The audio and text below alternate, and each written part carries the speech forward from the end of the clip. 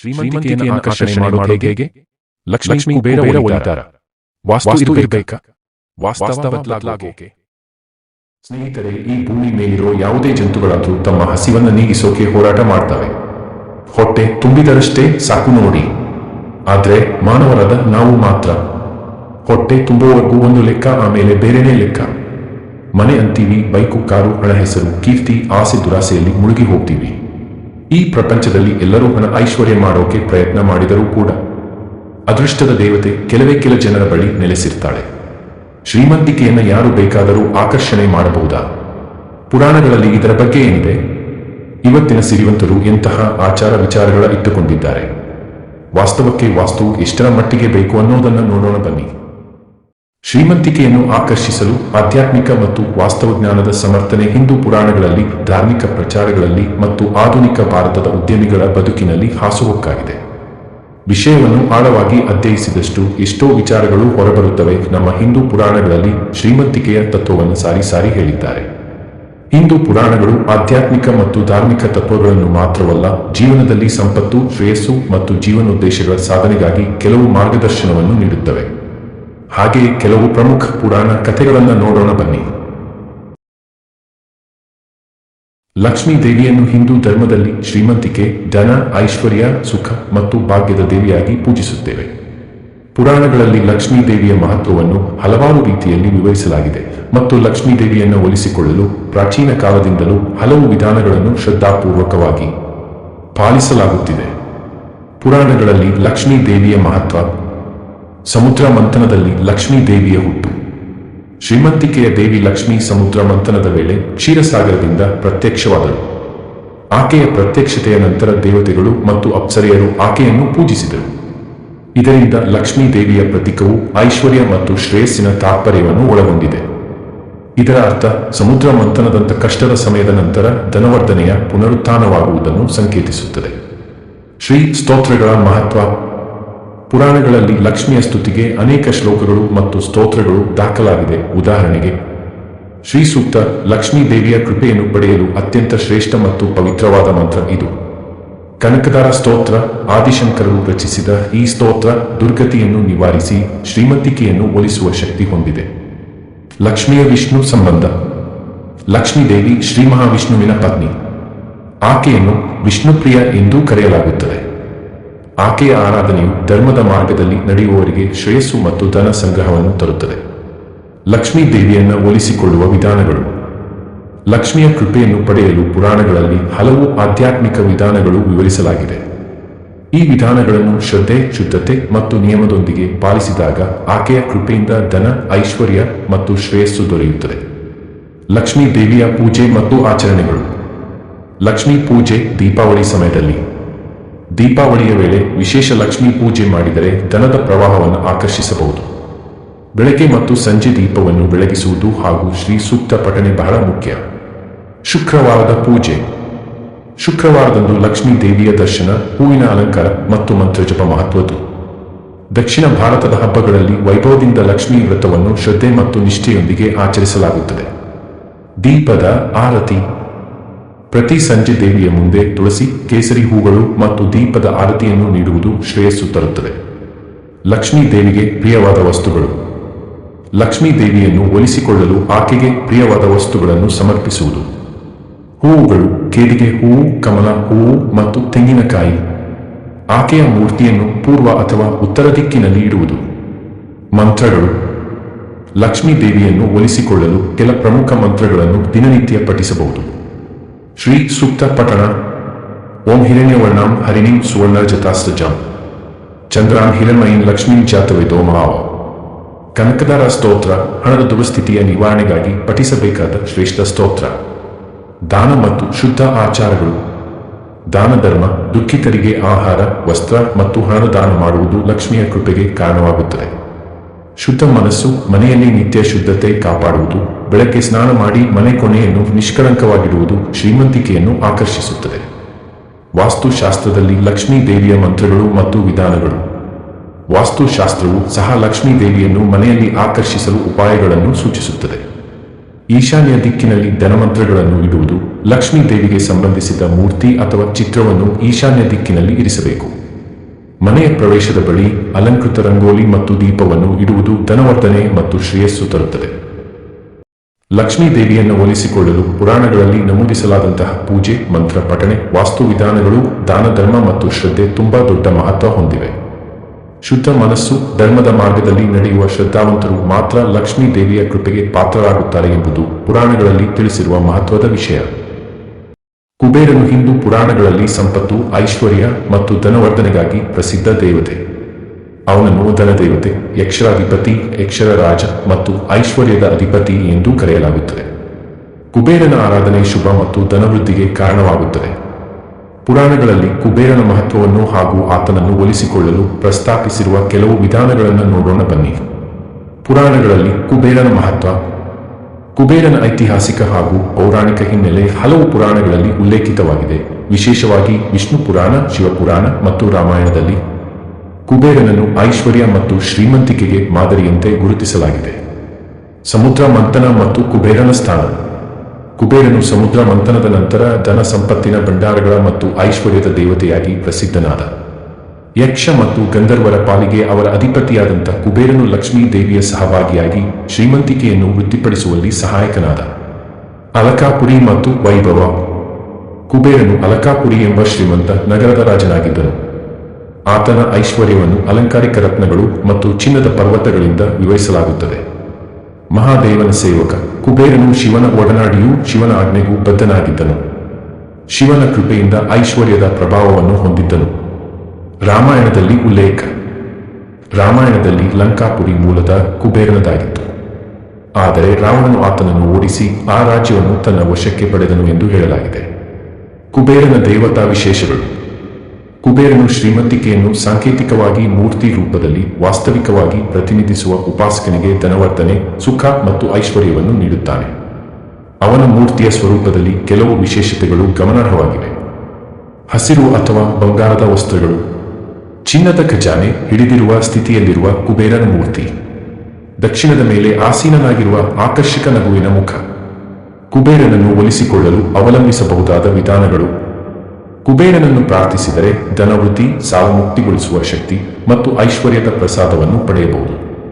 ಕುಬೇರನ ಆರಾಧನೆಗಾಗಿ ಪುರಾಣಗಳಲ್ಲಿ ವಿವರಿಸಿದ ಕೆಲವು ವಿಶೇಷ ಕ್ರಮಗಳು. ಕುಬೇರನ ಪೂಜೆ ಮತ್ತು ಆರಾಧನೆ. ವಿಶೇಷವಾದ ದಿನ. ದೀಪಾವಳಿ ದಿನದಲ್ಲಿ ಲಕ್ಷ್ಮೀ ಪೂಜೆಯೊಂದಿಗೆ ಕುಬೇರನ ಪೂಜೆ ಮಾಡಿದರೆ ದ್ವಿಗುಣವಾದ ಧನವೃದ್ಧಿ ಬರುತ್ತದೆ. ಅಕ್ಷಯ ತೃತೀಯ ಮತ್ತು ದಸರಾ ಹಬ್ಬಗಳ ಸಮಯದಲ್ಲಿ ಕುಬೇರನ ಆರಾಧನೆ ಅತ್ಯಂತ ಪ್ರಭಾವಶಾಲಿ. ಕುಬೇರನ ಪೂಜೆ ಮಾಡುವ ವಿಧಾನ. ಪೂಜೆಗೆ ಕುಬೇರನ ಮೂರ್ತಿ ಅಥವಾ ಚಿತ್ರವನ್ನು ಈಶಾನ್ಯ ದಿಕ್ಕಿನಲ್ಲಿ ಅಥವಾ ಸಂಪತ್ತಿನ ಕೋಣೆಯಲ್ಲಿ ಇಡಬೇಕು. ಚಿನ್ನದ ನಾಣ್ಯಗಳು, ಬೆಳ್ಳಿಯ ಸಾಮಾನುಗಳು, ಹಸಿರು ದ್ರವ್ಯ, ವೈಜಯಂತಿ ಮಾಲೆ ಮತ್ತು ಹೂವಿನಿಂದ ಪೂಜೆ ಮಾಡಬಹುದು. ಕುಬೇರನಿಗೆ ಅಕ್ಷತೆ, ಗಂಧ, ಹಸಿರು ಹೂಗಳು ಮತ್ತು ಸಿಹಿ ತಿಂಡಿಗಳನ್ನು ಸಮರ್ಪಿಸಬೇಕು. ಪಠಿಸಬೇಕಾದ ಮಂತ್ರಗಳು. ಕುಬೇರ ಮಂತ್ರ. ಓಂ ಯಕ್ಷಾಯ ಕುಬೇರಾಯ ವೈಶ್ರವಣಾಯ ಧನಧಾನ್ಯಾಧಿಪತೆ ಧನಧಾನ್ಯ ಸಮೃದ್ಧಿ ಮೇ ದೇಹಿ ದಪಾಯ ಸ್ವಾಹ. ಈ ಮಂತ್ರವು ಧನವೃದ್ಧಿ ಮತ್ತು ಸಾಲಮುಕ್ತಿ ನೀಡುತ್ತದೆ. ಶ್ರೀ ಸೂಕ್ತ ಪಠಣೆ. ಲಕ್ಷ್ಮೀ ದೇವಿಯೊಂದಿಗೆ ಕುಬೇರನ ಆರಾಧನೆ ಮಾಡಿದಾಗ ಮಂತ್ರದ ಶಕ್ತಿ ದ್ವಿಗುಣವಾಗುತ್ತದೆ. ಕುಬೇರ ಹುಂಡಿ ಅಥವಾ ಹಣದ ಡಬ್ಬಿ. ಕುಬೇರನ ಪೂಜೆಗೆ ಚಿನ್ನ, ಬೆಳ್ಳಿ ಅಥವಾ ನಾಣ್ಯಗಳಿಂದ ತುಂಬಿದ ಕುಬೇರ ಹುಂಡಿ ಇಡುವುದು ಶ್ರೇಯಸ್ಸು ತರುತ್ತದೆ. ವಾಸ್ತುಶಾಸ್ತ್ರ ಮತ್ತು ಕುಬೇರನ ಕೃಪೆ. ವಾಸ್ತುಶಾಸ್ತ್ರದಲ್ಲಿ ಕುಬೇರನ ಆರಾಧನೆಗೆ ಈ ನಿಯಮಗಳು ನಿರ್ದಿಷ್ಟವಾಗಿವೆ. ಈಶಾನ್ಯ ದಿಕ್ಕಿನಲ್ಲಿ ಖಜಾನೆ ಅಥವಾ ನಾಣ್ಯದ ಡಬ್ಬಿ ಇಡಬೇಕು. ಉತ್ತರ ದಿಕ್ಕಿನಲ್ಲಿ ಕುಬೇರನ ಮೂರ್ತಿಯನ್ನು ಇಡುವುದು ಉತ್ತರ ದಿಕ್ಕು ಕುಬೇರನ ದಿಕ್ಕು ಎಂದು ಪರಿಗಣಿಸಲಾಗಿದೆ ಮತ್ತು ಈ ದಿಕ್ಕಿನಲ್ಲಿ ಸಂಪತ್ತಿನ ವಸ್ತುಗಳನ್ನು ಇಡಬೇಕು. ಕುಬೇರ ಯಂತ್ರ. ವಾಸ್ತುದೃಷ್ಟಿಯಿಂದ ಮನೆ ಅಥವಾ ವ್ಯಾಪಾರ ಸ್ಥಳದಲ್ಲಿ ಕುಬೇರ ಯಂತ್ರವನ್ನು ಇಡುವುದರಿಂದ ಮಹತ್ತರವಾದ ಶ್ರೇಯಸ್ಸು ದೊರೆಯುತ್ತದೆ. ಧರ್ಮದ ಆಚಾರಗಳು. ದಾನ ಮತ್ತು ಧರ್ಮ ಚಟುವಟಿಕೆಗಳು. ಕುಬೇರನು ದಾನ ಧರ್ಮದಲ್ಲಿ ತೀವ್ರ ನಂಬಿಕೆ ಹೊಂದಿದ ದೇವತೆ. ಆತನನ್ನು ಒಲಿಸಿಕೊಳ್ಳಲು ಪುರಾಣಗಳು ಸೂಚಿಸಿದ ಕೆಲವು ಪ್ರಮುಖ ಉಪಾಯಗಳು. ಅನ್ನದಾನ. ಪ್ರತಿ ಶುಕ್ರವಾರ ಅಥವಾ ಅಮಾವಾಸ್ಯೆಯ ದಿನಗಳಲ್ಲಿ ಅನ್ನದಾನ ಮಾಡುವುದು. ಧನದಾನ. ಅರ್ಹ ವ್ಯಕ್ತಿಗಳಿಗೆ, ಬಡವರಿಗೆ ಸಣ್ಣಮಟ್ಟದ ಧನ ಸಹಾಯ ಮಾಡುವುದು. ಶುದ್ಧ ಮನಸ್ಸು ಮತ್ತು ಧರ್ಮನಿಷ್ಠೆಯಿಂದ ಧನವರ್ಧನೆಯನ್ನು ಸಕಾರಾತ್ಮಕ ಉದ್ದೇಶಗಳಿಗಾಗಿ ಬಳಸಿದಾಗ ಕುಬೇರನ ಕೃಪೆ ದೊರೆಯುತ್ತದೆ. ಧನ ಮತ್ತು ಐಶ್ವರ್ಯದ ಆಕರ್ಷಣೆಗಾಗಿ ಇತರ ಸಂಪ್ರದಾಯಗಳು. ವೈಭವ ಲಿಂಗಾರ್ಚನೆ. ಕುಬೇರನು ಶಿವನ ವಿಶೇಷ ಭಕ್ತ. ಶಿವನ ಲಿಂಗಾರ್ಚನೆ ನಡೆಸಿದರೆ ಸಕಾಲದಲ್ಲಿ ಕುಬೇರನ ಕೃಪೆಯು ದೊರೆಯುತ್ತದೆ. ದೀಪ ಬೆಳಗಿಸುವುದು. ಮನೆ ಅಥವಾ ವ್ಯಾಪಾರ ಸ್ಥಳದಲ್ಲಿ ತಾಮ್ರದ ಅಥವಾ ಬೆಳ್ಳಿಯ ದೀಪವನ್ನು ಬೆಳಗಿಸುವುದು ಕುಬೇರನ ಪ್ರೀತಿ ಪಡೆಯಲು ಸೂಕ್ತ. ಕುಬೇರನು ಐಶ್ವರ್ಯ, ಸಂಪತ್ತು ಮತ್ತು ಧನವರ್ಧನೆಗೆ ಅತ್ಯಂತ ಮಹತ್ವದ ದೇವತೆ. ಆತನನ್ನು ಶ್ರದ್ಧೆ, ಶುದ್ಧ ಆಚಾರ, ಪೂಜೆ, ಮಂತ್ರ ಪಠಣೆ, ವಾಸ್ತು ನಿಯಮ ಪಾಲನೆ ಮತ್ತು ದಾನಗಳಿಂದ ಹೋಲಿಸಬಹುದು. ಲಕ್ಷ್ಮೀ ದೇವಿಯ ಆರಾಧನೆ ಜೊತೆಗೆ ಕುಬೇರನ ಪೂಜೆಯನ್ನು ನಡೆಸಿದರೆ ಧನದಾಕರ್ಷಣೆ ಹೆಚ್ಚಾಗುತ್ತದೆ. ವಾಸ್ತುಶಾಸ್ತ್ರ ಪ್ರಾಚೀನ ಭಾರತೀಯ ಶಾಸ್ತ್ರವಾಗಿದ್ದು ಮನೆ, ಭೂಮಿಯ ವಿನ್ಯಾಸ, ನಿರ್ಮಾಣ ಮತ್ತು ಸಂಪತ್ತಿನ ಆಕರ್ಷಣೆಗೆ ಸಂಬಂಧಿಸಿದ ನಿಯಮಗಳನ್ನು ವಿವರಿಸುತ್ತದೆ. ವಾಸ್ತುಶಾಸ್ತ್ರವು ಪಂಚಭೂತಗಳಾದ ಅಗ್ನಿ, ವಾಯು, ಜಲ, ಭೂಮಿ, ಆಕಾಶ ಮತ್ತು ದಿಕ್ಕುಗಳ ಶಕ್ತಿಯ ಸಮತೋಲನದ ಆಧಾರಿತವಾಗಿದೆ. ಹಳೆಯ ಪುರಾಣಗಳಲ್ಲಿ ವಾಸ್ತುಶಾಸ್ತ್ರದ ಮಹತ್ವ, ಅದರ ಉಗಮ ಹಾಗೂ ಹಣ ಮತ್ತು ಐಶ್ವರ್ಯ ಆಕರ್ಷಿಸುವ ವಿಧಾನಗಳನ್ನು ಸ್ಪಷ್ಟವಾಗಿ ವಿವರಿಸಲಾಗಿದೆ. ವಾಸ್ತುಶಾಸ್ತ್ರದ ಪುರಾಣ ಇತಿಹಾಸ. ವಾಸ್ತುಪುರುಷನ ಕಥೆ. ವಾಸ್ತುಶಾಸ್ತ್ರದ ಮೂಲವನ್ನು ವಾಸ್ತುಪುರುಷ ಎಂಬ ಪೌರಾಣಿಕ ಕಥೆಯ ಮೂಲಕ ವಿವರಿಸಲಾಗಿದೆ. ಪುರಾಣ ಪ್ರಕಾರ ದೇವತೆಗಳು ಬೃಹತ್ ರಾಕ್ಷಸನಾದ ವಾಸ್ತುಪುರುಷನನ್ನು ಸಂಪತ್ತನ್ನು ನಾಶ ಮಾಡುವ ಶಕ್ತಿಯಿಂದ ಕಟ್ಟಿಹಾಕುತ್ತಾರೆ. ಅವನನ್ನು ಭೂಮಿಯ ಮೇಲೆ ಮಲಗಿಸಿ ಈಶಾನ್ಯದಿಂದ ದಕ್ಷಿಣ ಪಶ್ಚಿಮದವರೆಗೆ ದಿಕ್ಕುಗಳ ಶಕ್ತಿಗಳನ್ನು ನಿಯಂತ್ರಣಕ್ಕೆ ತರುತ್ತಾರೆ. ಇದು ವಾಸ್ತುಶಾಸ್ತ್ರದ ಮೂಲವಾಗಿದ್ದು ಮನೆ ಅಥವಾ ಕಟ್ಟಡ ನಿರ್ಮಾಣದ ಸಮಯದಲ್ಲಿ ವಾಸ್ತುಪುರುಷನ ಶಕ್ತಿಯ ಸಮತೋಲನ ಪ್ರಮುಖವಾಗಿದೆ. ಪ್ರಾಚೀನ ಪುರಾಣಗಳಲ್ಲಿ ಉಲ್ಲೇಖ. ಮತ್ಸ್ಯ ಪುರಾಣ ವಾಸ್ತುಶಾಸ್ತ್ರದ ಚರಿತ್ರೆಯನ್ನು ಹಾಗೂ ಭೂಮಿಯ ಆಯ್ಕೆ, ಶುದ್ಧೀಕರಣ ಮತ್ತು ಕಟ್ಟಡ ನಿರ್ಮಾಣದ ನಿಯಮಗಳನ್ನು ವಿವರಿಸುತ್ತದೆ. ಬ್ರಹ್ಮಾಂಡ ಪುರಾಣ ಮನೆ ನಿರ್ಮಾಣ, ಐಶ್ವರ್ಯದ ಸ್ಥಳಗಳ ವ್ಯವಸ್ಥೆ, ದ್ವಾರ ಮತ್ತು ಕೋಣೆಯ ಸ್ಥಾಪನೆಯ ನಿಯಮಗಳನ್ನು ಪ್ರಸ್ತಾಪಿಸುತ್ತದೆ. ವಿಷ್ಣು ಧರ್ಮೋತ್ತರ ಪುರಾಣ ವಾಸ್ತುಶಾಸ್ತ್ರ 64 ಕಲೆಗಳಲ್ಲೊಂದು ಎಂದು ಹೇಳಲಾಗುತ್ತದೆ. ಹಣ ಮತ್ತು ಐಶ್ವರ್ಯ ಆಕರ್ಷಿಸಲು ವಾಸ್ತುಶಾಸ್ತ್ರದಲ್ಲಿ ಸಲಹೆಗಳ ಮಾಹಿತಿಗಳು. ದಿಕ್ಕುಗಳ ಮಹತ್ವ. ಪ್ರತಿಯೊಂದು ದಿಕ್ಕು ಒಂದು ವಿಶೇಷ ಶಕ್ತಿಯನ್ನು ಪ್ರತಿನಿಧಿಸುತ್ತದೆ. ಹಣ ಮತ್ತು ಸಂಪತ್ತಿಗೆ ಈ ದಿಕ್ಕುಗಳು ಅತ್ಯಂತ ಪ್ರಭಾವಶೀಲವೆಂದು ಹೇಳಲಾಗಿದೆ. ಈಶಾನ್ಯ ದಿಕ್ಕು ಶ್ರೀಮಂತಿಕೆ, ಧಾರ್ಮಿಕ ಶಕ್ತಿಗೆ ಅತ್ಯಂತ ಶುಭಕರ ದಿಕ್ಕು. ಈ ದಿಕ್ಕನ್ನು ಸ್ವಚ್ಛವಾಗಿಟ್ಟುಕೊಳ್ಳುವುದು ಮತ್ತು ದೇವರ ಕೋಣೆ ಕಟ್ಟುವುದು ಐಶ್ವರ್ಯದ ವರ್ಧನೆಗೆ ಕಾರಣವಾಗುತ್ತದೆ. ಉತ್ತರ ದಿಕ್ಕು ಕುಬೇರನ ದಿಕ್ಕು. ಇದು ಧನ, ಸಂಪತ್ತು ಮತ್ತು ವ್ಯವಹಾರದಲ್ಲಿ ಯಶಸ್ಸನ್ನು ತರುತ್ತದೆ. ಮನೆಯ ಈ ಭಾಗದಲ್ಲಿ ಚಿನ್ನದ ಡಬ್ಬಿ ಅಥವಾ ಹಣವನ್ನು ಇಡಬೇಕು. ಧನವರ್ಧನೆಗೆ ಹಸಿರು ಬಣ್ಣ ಅಥವಾ ಗಿಡಗಳನ್ನು ಇಡುವುದು ಶ್ರೇಯಸ್ಸು. ಪೂರ್ವ ದಿಕ್ಕು ಬೆಳಕು ಮತ್ತು ಜ್ಞಾನದ ದಿಕ್ಕು. ಇದರ ಸ್ವಚ್ಛತೆ ಮನೆಗೆ ಸುಖ ಸಂಪತ್ತು ತರುತ್ತದೆ. ತಾಮ್ರದ ದೀಪಗಳು ಪೂರ್ವದ ದಿಕ್ಕಿನಲ್ಲಿ ಇರುವುದು ಶ್ರೇಯಸ್ಕರ. ಪಶ್ಚಿಮ ದಿಕ್ಕು ಈ ದಿಕ್ಕಿನಲ್ಲಿ ಹಣದ ಉಳಿತಾಯಕ್ಕಾಗಿ ಲಾಕರ್ ಅಥವಾ ಖಜಾನೆ ಇಡಬಹುದು. ಹಣ ಮತ್ತು ಸಂಪತ್ತು ಆಕರ್ಷಿಸುವ ಪ್ರಮುಖ ವಾಸ್ತು ನಿಯಮಗಳು. ಹಣದ ಲಾಕರ್ ಅಥವಾ ಖಜಾನೆ ಇಡುವ ಸ್ಥಳ. ಉತ್ತರ ದಿಕ್ಕಿನಲ್ಲಿ ಹಣದ ಲಾಕರ್. ಇದರಿಂದ ಲಾಕರ್ನಲ್ಲಿರುವ ಹಣವು ಅಚಲವಾಗಿರುತ್ತದೆ. ಲಾಕರ್ ಪೂರ್ವ ಅಥವಾ ದಕ್ಷಿಣಕ್ಕೆ ಬಾಗಿರುವಂತೆ ಇರಬಾರದು, ಏಕೆಂದರೆ ಇದು ಹಣದ ನಷ್ಟಕ್ಕೆ ಕಾರಣವಾಗಬಹುದು. ದೇವರ ಕೋಣೆ ಈಶಾನ್ಯ ದಿಕ್ಕಿನಲ್ಲಿ ದೇವರ ಕೋಣೆ ಇರಬೇಕು. ಕುಬೇರ ಯಂತ್ರ ಅಥವಾ ಶ್ರೀಯಂತ್ರವನ್ನು ಈಶಾನ್ಯ ದಿಕ್ಕಿನಲ್ಲಿ ಇಡುವುದು ಶ್ರೀಮಂತಿಕೆಯನ್ನು ಆಕರ್ಷಿಸುತ್ತದೆ. ದೇವರ ಹೂವುಗಳು ಮತ್ತು ಪಾದಾರವಿಂದಗಳನ್ನು ಪ್ರತಿದಿನ ಶುದ್ಧ ನೀರಿನಿಂದ ತೊಳೆಯುವುದು ಶ್ರೇಯಸ್ಸು. ದೀಪಗಳು ಮತ್ತು ಬೆಳಕು. ಮನೆ ಅಥವಾ ವ್ಯಾಪಾರ ಸ್ಥಳದಲ್ಲಿ ತಾಮ್ರ ಅಥವಾ ಬೆಳ್ಳಿಯ ದೀಪವನ್ನು ಪ್ರತಿದಿನ ಸಂಜೆಯ ವೇಳೆ ಬೆಳಗಿಸಬೇಕು. ಲಕ್ಷ್ಮೀ ದೇವಿ ಮತ್ತು ಕುಬೇರನ ಆರಾಧನೆ. ದೀಪದ ಬೆಳಕು ಐಶ್ವರ್ಯದ ಸಂಕೇತವಾಗಿದೆ. ವಾಸ್ತು ಸರಿದೂಗಲು ಪೂಜೆ ಮತ್ತು ಮಂತ್ರ ಪಠಣೆ. ಶ್ರೀ ಸೂಕ್ತ ಮತ್ತು ಕುಬೇರ ಮಂತ್ರ ಪಠಣೆ. ಶ್ರೀ ಸೂಕ್ತದ ಪಠಣೆ ಮತ್ತು ಕುಬೇರ ಮಂತ್ರವು ಮನೆಗೆ ದ್ವಿಗುಣವಾದ ಶ್ರೀಮಂತಿಕೆ ತರುತ್ತದೆ. ಕುಬೇರ ಮಂತ್ರ ಪಠಣೆ.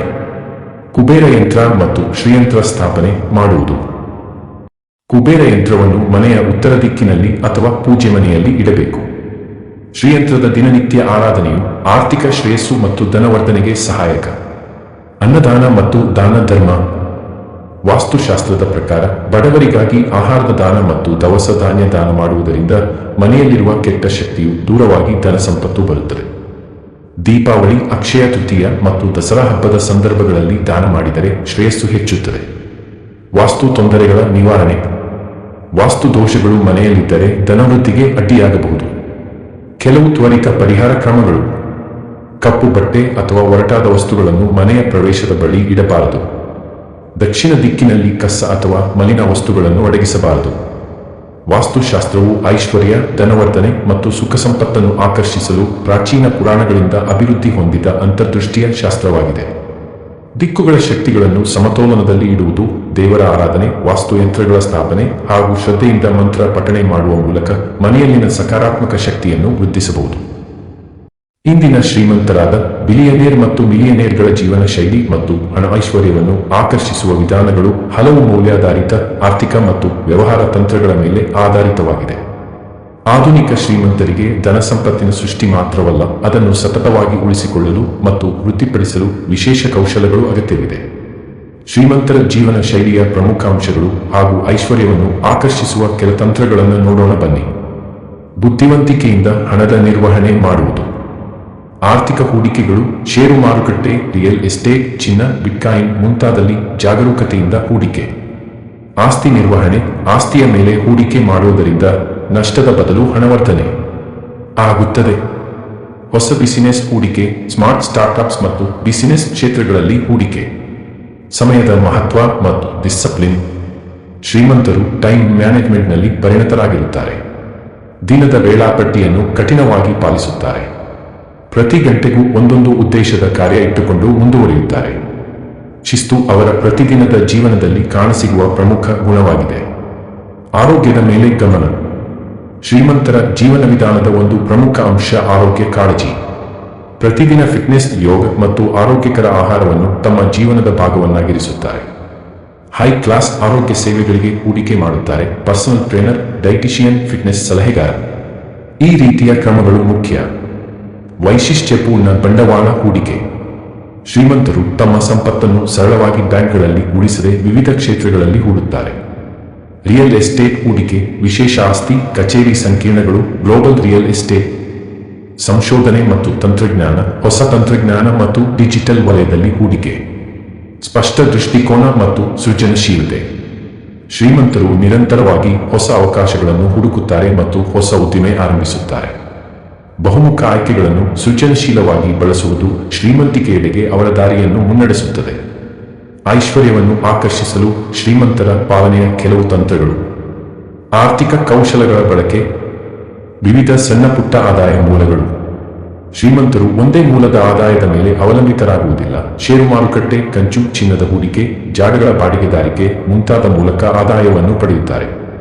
ಅವರ ಸಂಪತ್ತನ್ನು ದೀರ್ಘಕಾಲ ಹೂಡಿಕೆ ಮಾಡುವುದರ ಮೂಲಕ ಹೂಡಿಕೆಗಳ ಮೌಲ್ಯವನ್ನು ಹೆಚ್ಚಿಸಿಕೊಳ್ಳುತ್ತಾರೆ. ದೃಷ್ಟಿಕೋನ, ಮೈಂಡ್ಸೆಟ್. ಸಕಾರಾತ್ಮಕ ಮನೋಭಾವ, positive thinking. Law of attraction ಅಥವಾ ಧನವರ್ಧನೆಯ ದೃಷ್ಟಿಕೋನವನ್ನು ಪಾಲಿಸುತ್ತಾರೆ. ಐಶ್ವರ್ಯವನ್ನು ಆಕರ್ಷಿಸಲು ಅವರು ಮನಸ್ಸಿನಲ್ಲಿ ಸಕಾರಾತ್ಮಕ ದೃಷ್ಟಿಕೋನವನ್ನೇ ಅನುಸರಿಸುತ್ತಾರೆ. ನಿರಂತರ ಕಲಿಕೆಯಲ್ಲಿ ತೊಡಗುತ್ತಾರೆ. ಶ್ರೀಮಂತರು ಹೊಸ ಕೌಶಲಗಳು ಮತ್ತು ತಂತ್ರಜ್ಞಾನದ ಬಗ್ಗೆ ನಿರಂತರವಾಗಿ ತಾವೇ ಕಲಿಯುತ್ತಾರೆ. ಶಿಕ್ಷಣವನ್ನು ಏಕಕಾಲದಲ್ಲಿ ವೃತ್ತಿ ಜೀವನ ಮತ್ತು ವ್ಯಾಪಾರ ಬಲಪಡಿಸಲು ಬಳಸುತ್ತಾರೆ. ನಿಮಿಷಕ್ಕೆ ಬಲವಾದ ಸಾಮಾಜಿಕ ಒಡನಾಟ ಇಟ್ಟುಕೊಳ್ಳುವುದು. ಬಿಲಿಯನೇರ್ಗಳು ಸದಾ ಉದ್ಯಮಿ ಸಮುದಾಯದಲ್ಲಿ ಉತ್ತಮ ಸಂಬಂಧಗಳನ್ನು ಹೊಂದುತ್ತಾರೆ. ಹೈಟ್ ಪ್ರೊಫೈಲ್ ಉದ್ಯಮ ರಂಗಗಳ ಮೂಲಕ ಬಂಡವಾಳ ಹೂಡಿಕೆ, ನೂತನ ಯೋಗಕ್ಷೇಮ ಯೋಜನೆಗಳು ಮುಂತಾದವುಗಳಲ್ಲಿ ಭಾಗಿಯಾಗುತ್ತಾರೆ. ಧರ್ಮ, ಧ್ಯಾನ ಮತ್ತು ಫಿಲಾಸಫಿಗಳ ಫಾಲೋ ಮಾಡುತ್ತಾರೆ. ಶ್ರೀಮಂತರು ತಮ್ಮ ಸಂಪತ್ತಿನ ಒಂದು ಭಾಗವನ್ನು ಬಡವರಿಗೆ ದಾನ ಮಾಡುವ ಮೂಲಕ ತಮ್ಮ ಧರ್ಮನಿಷ್ಠೆ ಮತ್ತು ನೈತಿಕತೆಯನ್ನು ವ್ಯಕ್ತಪಡಿಸುತ್ತಾರೆ. Warren Buffett, bill Gates, Ratan Tata ಮುಂತಾದವರು ತಾವು ಸಂಪಾದಿಸಿದ ಹಣವನ್ನು ಸಮಾಜಹಿತಕ್ಕೆ ಹೂಡಿದ ಉದಾಹರಣೆಗಳಿವೆ. ಧ್ಯಾನ, ಯೋಗ ಅಥವಾ ಸ್ಪಿರಿಚುಯಾಲಿಟಿ. ಶ್ರೀಮಂತರು ತಮ್ಮ ಮನಸ್ಸಿಗೆ ಸಮತೋಲನ ಹಾಗೂ ಸಾಂಸಾರಿಕ ಜೀವನದ ಆಧುನಿಕ ತಾಣಕ್ಕಾಗಿ ಧ್ಯಾನ ಮತ್ತು ಯೋಗವನ್ನು ಅಳವಡಿಸಿಕೊಳ್ಳುತ್ತಾರೆ. ಶ್ರೀಮಂತರು ಪಾಲಿಸುವ ಪ್ರಾಯೋಗಿಕ ಹಣ ಆಕರ್ಷಣೆ ತಂತ್ರಗಳು. ದೈನಂದಿನ ಹಣದ ಹೂಡಿಕೆಗಳು, ನಿಯಂತ್ರಿತ ಖರ್ಚು ಮತ್ತು ಉಳಿತಾಯ ತಂತ್ರಗಳು. ಪ್ಯಾಸಿವ್ ಇನ್ಕಮ್ ಸೋರ್ಸಸ್, ಸಾಮಾನ್ಯ ಆದಾಯ ಮೂಲಗಳೊಂದಿಗೆ ವಿಶೇಷ ಆದಾಯ ಸೃಷ್ಟಿಸುವ ವಿಭಿನ್ನ ಮಾರ್ಗಗಳ ಹೂಡಿಕೆ. ಪರಿಸರ ಸ್ನೇಹಿ ಯೋಜನೆಗಳು, ವಿಶ್ವದಾದ್ಯಂತ ಇಂಧನ ಸೇವೆಗಳು, ಗ್ರೀನ್ ಟೆಕ್ನಾಲಜಿ ಮತ್ತು ಹೊಸ ಆವಿಷ್ಕಾರಗಳಲ್ಲಿ ಹೂಡಿಕೆ.